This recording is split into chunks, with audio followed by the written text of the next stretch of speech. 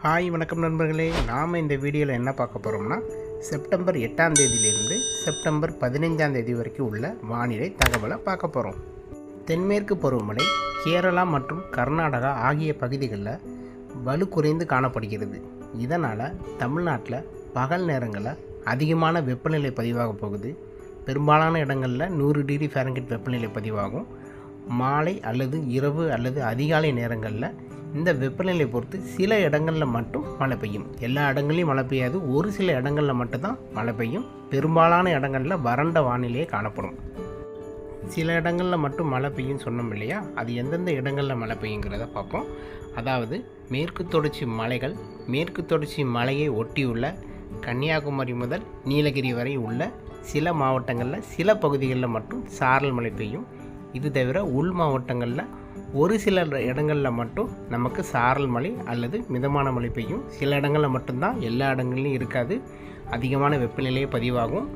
அதுபோக வட மாவட்டங்களான சென்னை, காஞ்சிபுரம், திருவள்ளூர், செங்கல்பட்டு ஆகிய பகுதிகளில் நம்ம அதிகாலை நேரங்களில் சாரல் மழை அல்லது சில இடங்களில் மிதமான மழையை நம்ம எதிர்பார்க்கலாம். செப்டம்பர் 8ஆம் தேதியிலிருந்து செப்டம்பர் 15ஆம் தேதி வரைக்கும் இதே மாதிரியான வானிலை தான் இருக்கும். அதாவது பகல் நேரங்களில் அதிகமான வெப்பநிலை பதிவாகும். பெரும்பாலான மாவட்டங்களில் 100 டிகிரி ஃபாரன்ஹீட் வெப்பநிலை இருக்கும்.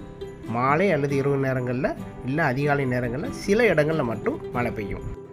இதன் பிறகு தென்மேற்கு பருவமழை எப்போது தீவிரமடையும்னா இந்த மாதம் இறுதியில், அதாவது செப்டம்பர் 28ஆம் தேதியிலிருந்து தென்மேற்கு பருவமழை சற்று தீவிரமாக இருக்கும்.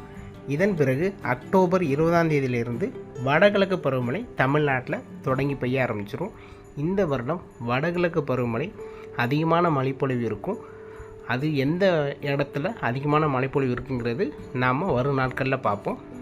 வானிலையை பொறுத்த வரைக்கும் ஒவ்வொரு நாளும் பல மாற்றங்கள் காணப்படும். ஸோ தொடர்ந்து இந்த சேனலை சப்ஸ்கிரைப் பண்ணி வச்சுக்கோங்க.